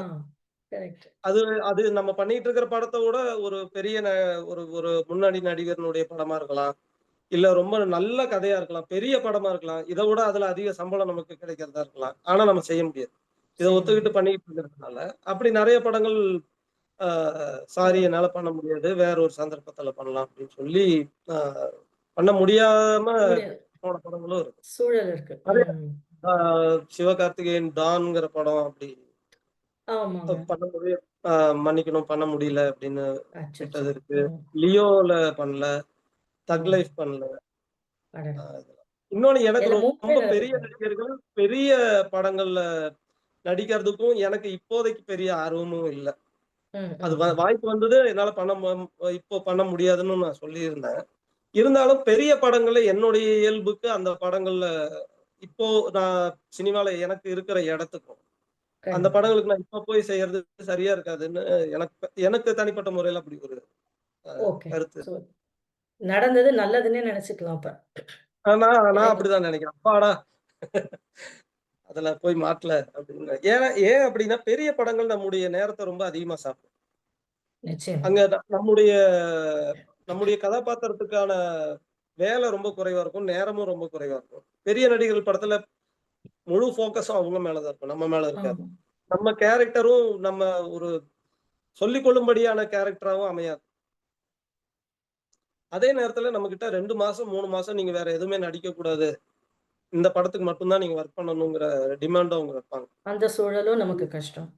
அதனால நான் இப்ப இருக்கிற ஒரு நிலைக்கும், தன்மைக்கும் அது நமக்கு வேணாம் அப்படின்னு தான் நானும் நினைக்கிறேன். சிறப்பு. ஏதோ ஒண்ணு நடந்தது நல்லவைக்கே அப்படின்றத நம்ம எடுத்துக்கலாம். சிறப்பு. அடுத்தது பார்த்தீங்கன்னா, நீங்க ஒரு நல்ல ஸ்கிரிப்ட் ரைட்டர். ஒரு ஸ்கிரிப்ட் ரைட்டருக்கு முக்கியமா தேவை என்னன்னு நான் நினைக்கிறேன் அப்படின்னா, அந்த மொழிய கையாள்ற விதம். அது ஏன்னா அந்த மொழி தான் அந்த மக்கள் கிட்ட அவங்களுடைய அன்ப, அவங்களுடைய அப்படி அடடா! அப்படின்னு திரும்பி பார்க்க வைக்கிறதுன்னா, அந்த ஒரு வார்த்தைகள். அந்த நீங்க ரொம்ப அழகா கையாண்டுருக்கீங்க அப்படின்ட்டு இருந்தாங்க. அதுவும் இந்த கொங்கு தமிழ கொண்டு வந்து அப்படியே எங்ககிட்ட குடுத்துருக்கீங்க பாருங்க உங்களோட நக்கலைட்ஸ்ல. அது ரொம்ப ஏன் அப்படின்னு நான் சொல்றேன்னா, அந்த நக்கலைட்ஸ்ங்கிறது இந்த இளைஞர்கள் நெறைய பார்ப்பாங்க சரி. அது ஓகே. ஆனா ஒரு வயதானவர்களும் பார்க்குறாங்க, ரசிக்கிறாங்கன்னா, அது உண்மையிலேயே அது மொழிக்கான அங்கீகாரமா தான் நான் அந்த இடத்துல பார்க்குறேன். அந்த மொழிய அவங்கவங்க பேசுற அதுல பார்த்தீங்கன்னா, எல்லாரும் ஒரே மாதிரி தமிழ் பேசல. அ ஒருத்தர் கொங்கு தமிழ்ல பேசுவாங்க. ஒருத்தர் சாதாரணமா ஒரு காலேஜுக்கு போனா, ஒரு ஸ்கூலுக்கு போனா எப்படி? இந்த கலவைய நீங்க கொண்டு வந்து, இந்த உங்க ஸ்கிரிப்ட்ல குடுத்தது ஒரு பெரிய விஷயம். அந்த தமிழ நீங்க எப்படி குடுத்தீங்க எங்ககிட்ட கொண்டு வந்து? அத சொல்லுங்க. அதுதான் சுவாரஸ்யம். இது ரொம்ப அடிப்படையில என்னன்னா, நம்ம ரசனைன்னு தான் நான் நினைக்கிறேன். ஆ. நம்ம நம்மை சுற்றியே ரொம்ப அருமையான, அற்புதமான விஷயங்கள்லாம் இருக்கு. அத நம்ம நம்ம பார்க்கறது இல்ல. அது அது நமக்கு ம். ரொம்ப எளிதா பக்கத்திலேயே இருக்கிறதுனால நமக்கு அதோட அருமை தெரியாது. ஆ கண்டிப்பா, கண்டிப்பா. அது அத அத நம்ம அத தெரிஞ்சுக்கணும், இல்ல அத பிடிச்சுக்கணும். ஓ! இங்க இப்படி ஒண்ணு இருக்கே அப்படின்னு நம்ம உணர்றதுக்கே கூட நமக்கு ஒரு ஒரு ரசனை அடிப்படையில தேவை. அந்த ரசனை நமக்கு ரொம்ப பிள்ளை பருவத்திலிருந்தே அது ஊட்டப்பட்டிருந்ததுன்னு ஆ. வச்சுக்கங்களேன். அது பின்னாடி இது இது இதெல்லாம் நடக்கிறதுக்கு அது அது அது ஒரு உதவியா இருக்கும். சிறு வயதில என்னுடைய அனுபவம் என்னன்னா, இந்த மாரி சிறுவர் இலக்கியங்கள்ல அதுல வரக்கூடிய மொழிய அது ஒரு ரசனை இருக்கும். அதுல வர்ற ஒரு காக்காயும், ஒரு குரங்கும், ஆமையும், முயலும் பேசிக்கிறது இருக்குல்ல. அந்த ஆமாங்க. உரையாடல் நம்மள ரொம்ப கவர்ந்து இழுக்கும். அதிலிருந்து தான் ஒரு ரசனை. அதிலிருந்து புதிய புதிய சொற்கள். ம். அந்த சொற்கள் மேல நமக்கு ஒரு ஈடுபாடு. கண்டிப்பா. இது ஒரு பக்கம் இருந்தாலும், இன்னொரு பக்கம் இப்போ அது போன்ற நடக்கிறது இல்ல நம்ம ஊர்ல. ஆனா அப்போ நான் சொல்றது 80களுடைய தொடக்கம் 80கள்ல பெரும்பாலும் வீட்டு பக்கத்துல இருக்கக்கூடிய கோயில், மற்ற இடங்கள்ல எப்பவுமே நீங்க இந்த திரைப்படங்களினுடைய ஒலி சித்திரங்கள் போடுவாங்க. ஆமாங்க. இந்த ஒலி சித்திரங்கள் இருக்கு இல்லையா? அது எப்பவுமே ஏதோ ஒரு திசையில இருந்து எங்கிருந்தோ வந்து நம்ம காதுல விழுந்துகிட்டே இருக்கும். காதுல விழும். அந்த தமிழ் இருக்கே, அது ஒரு மாதிரி எங்கிருந்தோ அது ஒரு ஒரு கதை கதை தானே நிகழ்ந்துட்டு இருக்கு ஒலியா. அத கேட்டுக்கிட்டே இருக்கிறோம் இல்லையா? அப்போ நீங்க ஆமா, ஆமா. நீங்க உருவமா பார்க்காம ஒலியா கேட்கும்போது சொற்கள் தான் நம்மள ரொம்ப அதிகமா இம்பாக்ட் பண்ணும். ம். அப்படி அந்த சொற்கள் நமக்கு ரொம்ப உள்ள இறங்கிக்கிட்டே இருக்கும். அந்த வசனங்கள திரும்ப அப்படியே மனப்பாடமா சொல்லுவோம். ஏன்னா, அத ஒரு 1000 முறையாவது கேட்டிருப்போம். இப்போ திருவிளையாடல் எடுத்துட்டோம்னா, "பார்வேந்தே என்னை பார்வேந்தே பாட்டுடன் வந்திருக்கும் இந்த தருமியை பார்வேந்தேன்." பாருங்க இவ்வளோ வருடங்கள் கழித்தும் அது திரும்ப அப்படியே ஞாபகம் ஒப்பிக்க இருக்கு. முடியுது. இப்படி இல்ல. நம்ம அறியாம அது நமக்குள்ள ஒரு மொழி நமக்குள்ள இறங்கிருது. அடுத்து ஓகே. இந்த வட்டார வழக்கு இருக்கு இல்லையா? இந்த வட்டார ஆ. வழக்கு அடுத்த ஒரு அது ஒரு புதிர்த்தன்மை. நம்ம கேட்கறது ஒரு தட்டையான தமிழ்ல கேட்டுருக்கோம். ஆனா ம். ஒவ்வொரு ஊர்லயும் இப்ப நான் சென்னையிலிருந்து கோவைக்கு வர்றது, கோவையிலிருந்து இப்ப இந்த மாரி பெங்களூர் இப்படி போம்போது அங்க ஒரு தமிழ் பேசுவாங்க. பெங்களூர்ல என்னுடைய உறவினர்கள், அவங்க வேற விதமா பேசுவாங்க. சென்னை தமிழ்லேருந்தே அது வேற ஒரு வகையா இருக்கும். மாறி அது இருக்கும். ஒரு மாதிரி தெலுங்கோட கலந்து ஒரு மாதிரி தமிழ் பேசுவாங்க. ஆமா, ஆமா. அப்போ கொங்கு பகுதிக்கு வந்தோம்னா, மலையாளம் வாடை அடிக்கக்கூடிய ஒரு தமிழ் இருக்குங்க. ம். இப்படி பல வகையா இதுக்குள்ள இருக்கு இல்லையா? அப்போ அது அது ஆமா. எல்லாமே நமக்கு ஒரு விதவிதமான உணவு சாப்பிடுற மாதிரி தான் நான் நினைப்பேன். கண்டிப்பா. அப்ப அது ரொம்ப நமக்கு ஈர்க்கக்கூடியதா இருக்கும். குறிப்பா நான் சென்னையிலிருந்து கோவை வந்தபோது, ஓகே. எனக்கு ஒரு லேசான புல்லியிங் நடந்தது இங்க. ஓ! சொல்லுங்க, சொல்லுங்க. நான் சுவாரஸ்யமா சொல்லுங்க. நான் ரொம்ப சென்னை தமிழ் தான் பேசுவேன். ஓ! இங்க இங்க வந்த 92ல நான் வரும்போது. ஓகே. வந்துகினுக்குது, போயினுக்குது, உட்கார்ந்துக்குது. ஓ! இப்படிதான் அ நான் பேசிக்கிட்டு இருந்தேன். அப்ப இங்க இருக்கவங்க என்ன ரொம்ப கிண்டல் பண்ணுவாங்க. மெட்ராஸ்காரன் அப்படின்னு தான் சொல்லுவாங்க. ஓகே. இப்ப இங்க இருக்கவங்க சாக்கும்பாங்க. நான் கோணிம்பேன். இவங்களுக்கு புரியாது. இவங்க ஆமா. சாக்குங்கிறது எனக்கு புரியாது. ஒத்து அப்படின்னா நம்ம தள்ளுறதுன்னு சென்னையில பேசுவாங்க. இவங்க வந்து ஒத்துவாங்க. இவங்களுக்கு இப்படி. ஒத்துங்கிறது இந்த அச்சச்சோ! சென்னையில ஒத்துனா நகரு அப்படின்னு அர்த்தம். நவுரு அப்படின்னு ஆமா, அர்த்தம். ஆமா. இந்த மாதிரி ஆ ஒரு எங்க சித்தப்பாவுக்கு இட்லி கடையில நடந்த ஒரு சம்பவம் நான் சொல்றேன். அவரு சென்னை வந்து ஒரு கடையில இட்லி சாப்பிடுறதுக்கு சொல்லிட்டு உட்கார்ந்திருக்காரு. 10 நிமிஷம் 1/4 மணி நேரம் ஆகி இட்லி வரல. "என்னப்பா இட்லி வரலன்னா?" "ஆயிடுச்சுங்க" அப்படின்னு இருக்காங்க. "சரி ஆனா கொண்டு வாங்க" அப்படின்னு இருக்காரு. "ஆயிடுச்சுங்கன்னு" மறுபடியும் ஓகே. சென்னையில ஆயிடுச்சுன்னா முடிஞ்சிருச்சுன்னு அர்த்தம். இவரு என்ன நெனச்சுட்டாருன்னா, இட்லி ரெடி ஆயிடுச்சு. ரெடியான இட்லி ஏன் கொண்டு வர மாட்டேங்கிறன்னு ஒரு சின்ன சூடான விவாதம் அவங்களுக்குள்ள விவாதம். நடந்துருச்சு. இப்ப ஓகே. இந்த மொழியில தமிழ்ல தான் பேசுறோம். ஆனா ஒருத்தருக்கு ஒருத்தர் புரியாம இருக்கிற ஒரு இடம் இருக்குல்ல, அந்த புதிரான ஒரு இடம். அது ரொம்ப ஆமா. என்ன ஈர்த்தது. இப்போ நான் கோவையில தான் இனி என்னுடைய ரெஸ்ட் ஆஃப் மை லைஃப். இனி நம்ம இங்க தான் இருக்க போறோம்னு ஆனதுக்கு பிறகு, கொங்கு தமிழ நம்ம தெரிஞ்சுக்கணும் அப்படின்னு நான் நான் முடிவுக்கு வந்து, அ சில காலம் எங்க ஊர்ல இருக்கக்கூடிய எல்லா வயசானவங்களோடையும் தான் நான் இருந்தேன். ஓகே. எங்க ஊர்ல பாட்டிகள் எங்கெல்லாம் உட்கார்ந்துருக்கிறாங்களோ, பக்கத்துல போய் உட்கார்ந்துக்குவேன். எனக்கு கொங்கு தமிழ் கற்றுக் குடுத்ததே இங்க சிங்காநல்லூர்ல இருக்கக்கூடிய பாட்டிகள் தான். ஓகே. என்னுடைய பெரியம்மாக்களும், என்னுடைய பாட்டிகளுக்கு தான் நான் அதுக்கு சொல்லிக் நன்றி குடுத்துருக்காங்க. சொல்லணும். ஏன்னா, அவங்களுடைய உரையாடல் இருக்குல்ல. கத்துக் குடுக்கறதுன்னா வேற ஒண்ணும் இல்ல. அவங்க பக்கத்துல உட்கார்ந்து அவங்க அவங்க 3, 4 பேர் கவனிக்கிறது. உட்கார்ந்து கேட்டுக்கிட்டே இருப்பேன். அதுல சில விஷயங்கள்லாம் சில ஃப்ரேசஸ் எல்லாம் ரொம்ப வித்தியாசமா இருக்கும். ஆமா, இப்போ நாங்களும் கண்டுபிடிச்சுட்டோம். புதுசா பேசுனாங்கன்னா, ஒருத்தங்க என்ன சொல்லுவாங்கன்னா, "நாக்க உள்ள வச்சு பேசு" அப்படிம்பாங்க. ஓ! நாக்கு ஏற்கனவே உள்ள தானே இருக்கு. ஆமா. உள்ள அந்த இருக்க உள்ள நாக்க வைத்து உள்ள வச்சு பேசுறதுக்கு ஒரு பேசுனா, அர்த்தம் இருக்கு. அது என்னன்னா சொல்லு. சொல்லுல ஒரு அடக்கம் வேணும். ஓ! ஓகே. சொல்ல ரொம்ப நீட்டி போடாத. பேசு. அடுத்தவங்கள காயப்படுத்துற அளவுக்கு நீட்டி போடாத. நாக்க உள்ள வச்சு ம். பேசு. அப்படின்னு ஓகே. சொல்லுவாங்க. இப்படி புரிஞ்சுக்கிறது தான். இந்த மாதிரி ஏராளமான ஃப்ரேசஸ், பழமொழிகள், சொற்கள் இப்படி ஓகே. அது எங்களுக்கு ரொம்ப பிடிச்சிருந்ததுண்ணா. அதுல ஒரு ஃப்ரேஸ் நீங்க உங்களுடைய நக்கலைஸ் வரும்போது சொல்லும். "மேயற மாட்டேன், நக்கற மாட்டுக்கு எடுத்த மாதிரி" அப்படின்னு சொல்லிட்டு ஆரம்பிக்கும்போதே அற்புதமான ஒரு வாக்கியத்தோட தான் ஆரம்பிப்பீங்க. அது உண்மையும் கூட. ஏன்னா, இந்த கோவிட் அப்போ பார்த்தீங்கன்னா, நெறைய பேர் வந்து எல்லாருமே வீட்டுக்குள்ள தான் முடங்கி கிடந்தோம். அந்த நேரத்துல எங்களுக்கு அதுவும் இந்த குறிப்பா இந்த குழந்தைகளுக்கு, அந்த இளைஞர்கள் எல்லாம் கல்லூரி, பள்ளியில போகும்போது அவங்களுடைய நேரம் போவதே அவங்களுக்கு தெரியாது. ஆனா இந்த ஒரு நோய்ப்பட்ட காலத்துல எல்லாரும் முடங்கி கிடந்தப்ப, எங்களுக்கு உண்மையிலேயே இது கெடுத்த மாதிரியே கிடையாது. எங்களுக்கு கொடுத்த வரம் மாதிரி எங்க குழந்தைகள் வந்து தூக்கி வச்சு கொண்டாடுனாங்க அப்படின்னு. ஏன்னா, அதுல பேரே பார்த்தீங்கன்னா, அலப்பறைன்னு ஒண்ணு குடுத்துருக்கீங்க பாருங்க. அந்த அலப்பறை பண்ண அலப்பறை ரொம்ப பெரியது. நெறைய அலப்பறை நீங்க கொண்டு வந்து குடுத்துருக்கீங்க. அதுல ஏதாச்சும் ஒரு அலப்பறை பத்தி, உங்களுக்கு ரொம்ப பிடிச்ச ஒரு அலப்பறை பத்தி எங்களோட பகிர்ந்துக்கோங்க. நிறைய அலப்பறைகள் இருக்கு. அப்பா மகன் அலப்பறை, அம்மா மகள் ஆமா. அலப்பறைகளே அதுவே ரொம்ப அலப்பறைகளுக்குள்ளேயே அந்த அலப்பறைகள் ரொம்ப புகழ் பெருசு. பெற்ற அலப்பறைகள். அதுக்கு பிறகு சில பண்டிகைகள் வச்சு பண்ணியிருப்போம். புரட்டாசி அலப்பறை, ஆ புரட்டாசி அலப்பறை. ஆ அடடா! இந்த மாதிரி சிலதெல்லாம். அது ரொம்ப பெருசுங்க. ஏன்னா எல்லாருமே ரொம்ப ரசிச்சோம். அந்த வார்த்தை வந்து ரொம்ப ஈர்த்தது அப்படின்றது சொல்லலாம். ஆமா. எனக்கு ரொம்ப ரொம்ப சிறப்பு. பிடித்தது உறவினர் ரிலேட்டிவ்ஸ் அலப்பறைன்னு. ஆ. பையன அது பத்தி வதந்தி சொல்லிருவாங்க. ஓகே, அப்பா அதையெல்லாம் நம்பி பையன பாடாப்படுத்திருவாரு. ஓகே. அவன் அவன் எந்த தவறும் பண்ணியிருக்க மாட்டான். அவன பேசவும் விட மாட்டாரு. எல்லா அவன் சொல்ற எல்லாத்துலருந்தும் உள்ளர்த்தம் கண்டுபிடிச்சு அவன ஓகே. ஒரு வழி பண்ணிருவாரு. அந்த வீடியோ எனக்கு ரொம்ப உள்ளதிலேயே பிடிச்சது. கொஞ்சம் பிடித்தமானது. ரொம்ப சிறப்பு, சிறப்புங்க. ரொம்ப ரொம்ப சந்தோஷம். நெறைய பரிணாமங்கள எடுத்திருக்கீங்க திரைத்துறையில. உங்களுடைய அடுத்த கட்ட பயணம், அது எதை நோக்கி போய்க் கொண்டிருக்கிறது? நாங்க எதற்காக காத்துக் கொண்டிருக்கிறோம்? ஆம், திரைப்படங்கள்ல அடுத்த படத்துக்கான விவாதம் இப்ப நடந்துகிட்டு இருக்கு. 2வது நானும் குடும்பஸ்தன் இயக்குனர் ராஜேஷ் அவர்களும் ஆ 2வது படத்துக்கான விவாதம் இப்ப நடந்துகிட்டு இருக்கு. ஆ கிட்டத்தட்ட கதைய ஒரு அளவுக்கு உருவாக்கியிருக்கோம். அடுத்து நடிகனா என்னுடைய வேலைகள், படங்கள் தொடர்ச்சியா நடிக்கிறது பண்ணிக்கிட்டு இருக்கேன். அடுத்த வருடம் என்னுடைய நண்பர்களோட சேர்ந்து நான் எழுதி, என்னுடைய நண்பர்கள் இயக்கப் போற படங்கள் ஒரு 2, 3 படம் அடுத்த ஆண்டு படப்பிடிப்புக்கு ரெடியா இருக்கு. அந்த ஓகே. 3 படங்களும் அடுத்த ஆண்டு படப்பிடிப்பு முடிக்கணும். அதுக்கு ஓ! அடுத்து ராஜேஷ் நானும் பண்ண போற படம். மொத்தம் ஒரு 4 திரைப்படங்களுக்கான வேலைகள் அ ரைட்டரா எனக்கு இருக்கு.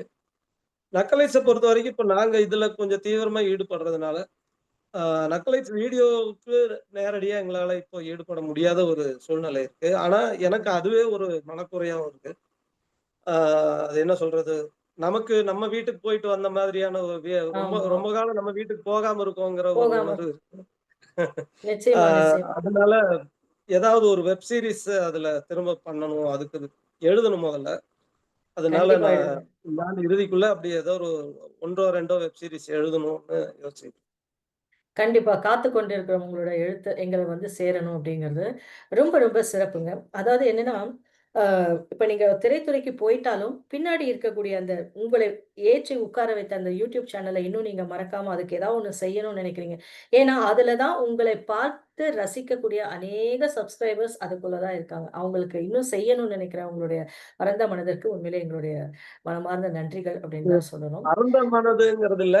அது திரும்ப நம்ம என்னுடைய நமக்கு நெருக்கமான நண்பர்கள ரொம்ப நாள் பார்க்காம இருந்தா நமக்கே ஒரு ஏக்கம் உண்டாயிருது இல்லையா? ஆமா, அப்படிதான் அத ஆமா. ஆமா. அப்படியே சொல்லலாம். அதே மாரி உங்களோட கூட இந்த நடிச்ச நடிகர்கள், இந்த YouTube சேனல்ல நடிச்சவங்க, இன்னைக்கு நெறைய பேர் பிரபலமாயிட்டு திரைத்துறைக்கு வெளியில வந்துட்டாங்க. சோ அதை பார்க்கும்பொழுது உங்களுடைய மனநிலை எப்படி இருக்கு? அ அந்த அவ உணர்வு எப்படி? அவங்களுடைய திறமைக்கு அந்த அவங்க அடைஞ்சிருக்கிற இடம் எனக்கு ரொம்ப ரொம்ப மகிழ்ச்சியான ஒண்ணு. ஏன்னா, அவங்க இங்க YouTubeல நடிக்கும்போதே எனக்கு தெரியும். ஓகே. இந்த திறமைக்கு இவங்க சீக்கிரம் அங்க போகணும். வந்துருவாங்க. அப்படின்னு. அதே போல அவங்க வந்தது. அதுக்கு அதுக்கு முக்கியமான காரணம் என்ன அப்படின்னா, நக்கலைட்ஸ்ல அவங்க ஒரு ஒரு ஒழுக்கத்தோடையும், ஒரு ம். ஈடுபாட்டோடையும் அவங்க வேலை செஞ்சு ஏன்னா நக்கலைட்ஸ்ங்கிறது வெறுமனே ஒரு வீடியோ எடுக்கிற இடம் மட்டும் இல்ல. அது ஒரு பயிற்சி களம் மாரி தான். கண்டிப்பா. அங்க ஒவ்வொரு நாளும் நீங்க ட்ரெயின் ஆவீங்க. நிச்சயமா, அதாவது நிச்சயமா. ஒரு படப்பிடிப்பு எப்படி நடக்குமோ, சினிமா படப்பிடிப்பு எப்படி நடக்குமோ, அதே போல தான் இங்கேயும். காலையில 6 ஆமா. மணிக்கு எல்லாருமே ஒன்று கூடணும், சேர்ந்து வேலை செய்யணும், சாப்பிடணும். இப்படி இரவு பகல் இருக்காது. இப்ப கண்டிப்பா, இது கண்டிப்பா. எல்லாம் அந்த இங்க அவங்க எடுத்துக்கிட்ட அந்த பயிற்சி தான் சினிமால இன்னைக்கு அவங்க நிக்கிறதுக்கும், அ அங்க பேர் வாங்குறதுக்கும் பயன்பட்டு இருக்குது. அந்த வகையில நம்ம இங்க உருவாக்குன ஒரு இடம் இந்த மேடை. பயன்பட்டுருக்குங்கிறது பெரிய மகிழ்ச்சி. உண்மையிலே. நம்ம வளர்த்த பிள்ளைங்கள இன்னைக்கு நம்ம மேல பார்க்கும்போது, உண்மையிலே அது ஒரு ஒரு பெற்றவர்களுக்கு எப்படி தன்னுடைய பிள்ளைகள் வளர்வதையும், பெருமை அடைவதையும் பார்க்கிறோமோ, அந்த உணர்வு தான் இருந்திருக்கும் அப்படின்னு நெனைக்கிறேன். ரொம்ப பெரிய விஷயம். இன்னைக்கு நெறைய பேர நாங்க பார்க்க முடியுது. ஒருத்தர் வரும்போதே, "ஏய் இவரு இந்த சீரிஸ்ல நடிச்சவர் தானே, அவரு அந்த ஏன்னா அந்த அளவுக்கு ஐக்கியமாயிருக்காங்க அப்படின்னு தான் சொல்லணும். நெறைய நடிகர்கள் உங்களுடைய பட்டறையில வளர்த்திருக்கீங்க. அதற்கு மீண்டும் ஒரு முறை எங்களுடைய நன்றிகள். இதுவரை மிகவும் சுவாரஸ்யமா, பொறுமையா எங்களுக்கு உங்களுடைய அனுபவங்களையும், உங்களுடைய அநேக பகிர்வுகளையும் எங்களுக்கு கொண்டு வந்து கொடுத்திருக்கீங்க. திணை அமெரிக்கா சார்பாகவும், உலகெங்கிலும் இருக்கக்கூடிய அநேக அன்பு நெஞ்சங்களின் சார்பாகவும் உங்களுக்கு எங்களுடைய மனமார்ந்த வாழ்த்துக்கள். நீங்கள் எடுத்து வைக்கக்கூடிய ஒவ்வொரு அடியும் வெற்றியின் பொருளாகவே எங்களுக்கு கேட்க வேண்டும். சூதானமா இருங்க தோழரே. வாழ்த்துக்கள், நன்றிகள். இப்போ இந்த நன்றி. நிகழ்ச்சியின் நன்றி. அதே போல கருத்து திணை அமைப்போடு கடந்த சில ஆண்டுகளாக நானும் இதற்கு முன்பும் திணை அமைப்பு நடத்திய நிகழ்வுல பங்கேற்றிருக்கோம். நக்கலைட்ஸ்ல இருந்த நடிகர்கள், தொழில்நுட்ப கலைஞர்கள் எல்லாருமே பங்கேற்றிருக்கிறோம். ஸோ அந்த வகையில திணை அமைப்போடு இந்த உறவு தொடர்வது உள்ளபடியே எனக்கு மிக மிக மகிழ்ச்சியான.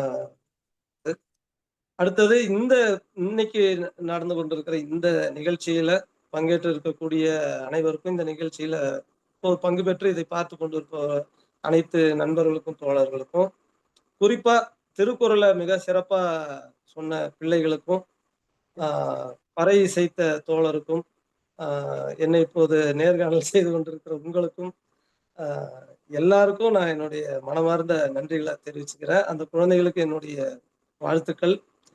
அதுல முதல் குழந்தை ஒரு திருக்குறள் சொன்னாங்க. தோன்றிற் புகழோடு தோன்றுக அஃதிலார் தோன்றலின் தோன்றமை நன்று அப்படின்னு. அதுல அவங்க ஒரு விளக்கம் சொன்னாங்க. அந்த விளக்கத்தை நான் லேசா கொஞ்சம் திருத்தலாம்னு நினைக்கிறேன். என்ன அப்படின்னா, நீங்க ஒரு துறையில புகழோடு தோன்றணும். அப்படி இல்லைன்னா நீங்க அந்த துறையில ஈடுபடாமல் இருப்பது நல்லது அப்படிங்கிற வகையில அதுக்கு பொருள் சொன்னாங்க. இது நீண்ட காலமாகவே எனக்கு மனசுக்குள்ள உறுத்திக்கிட்டு இருந்த ஒரு விளக்கம் தான் இந்த குறள் பற்றிய விளக்கம்.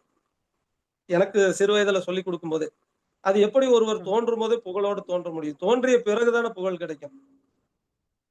இதுவரை தோன்றாத ஒரு மனிதர் இல்லையா? ஆமா, ஆமா. புகழை ஈட்டிக்கிட்டு எப்படி ஒரு மனிதர் தோன்ற முடியும்? அப்படி இல்ல. அந்த தோன்றலே புகழை ஈட்டுவதற்காகத்தான் அப்படின்னு நம்ம நினைச்சுக்கணும். அதுக்காக தான் தோன்றேன். இப்போ ஒரு நடிகனா நான் தோன்றிய பிறகுதான் எனக்கு புகழ். புகழ் வந்த பிறகுதான் நான் நடிகனாவே தோன்றுவேன். நாம அப்படி இருக்க முடியாது. ஆனா அது என்ன அப்படின்னா, அந்த குறளை நான் எப்படி புரிஞ்சுக்கிறேன்னா, இப்போ எந்த துறையா வேணா இருக்கலாம். நீங்க நீங்க தோன்றுகிற கணமும் உங்களுக்கு புகழ் வந்து சேருகிற கணமும் ஒரே கணமா அமைஞ்சது. அந்த அளவுக்கு அமையணும்னா நீங்க அதுக்கான தீவிரமான பயிற்சியில் இருக்கணும், நேர்மையான பயிற்சியில் இருக்கணும். அந்த அளவுக்கு நீங்க ஒரு பயிற்சி எடுத்துக்கிட்டீங்கன்னா, நீங்கள் தோன்றுகிற அதே நேரமும் அதே கணத்தில் உங்களுக்கு புகழும் வந்து சேர்ந்துடும். ஏன்னா நீங்க அப்படி ஒரு உயர்ந்த ஒரு தன்மையில தோன்றுவீங்க. இப்படித்தான் நான் அந்த பொருளல் கொள்றேன். அப்போதான் நீங்க தோன்றுகிற கணமும் புகழ் வந்து சேருகிற கணமும் ஒன்றாக அமையுங்கிற அளவுக்கு நீங்க உங்க திறமையை வளர்த்திக்கிட்டு நீங்க தோன்றணும். அப்போதான் தோன்றி புகழோடு தோன்றுதல்ங்கிறது அப்போதான் நடக்கும். அதுக்கு மிக நேர்மையான, கடுமையான ஒரு பயிற்சி, உழைப்பு தேவை. அப்படியாக இந்த பொருள் கொள்ளணும். பிராக்டிக்கலா அது சரியா இருக்கும்னு நான் நினைக்கிறேன். ஏதாவது கூடுதலா ஏதாவது சொல்லியிருந்தா மன்னிக்கணும். அதெல்லாம் ஒண்ணும் இல்ல. அதெல்லாம் ஒண்ணும் இல்ல. சிறப்பு, சிறப்பு. ஏன்னா உண்மைதானே. அதனால அதுல ஒன்றும் குறையில்ல. ரொம்ப சிறப்பு. உங்களோட அனுபவங்களும் இல்லாம எங்களுடைய அனுபவத்தையும் சேர்த்து நீங்க சொல்லியிருக்கீங்க. ரொம்ப சிறப்புன்னா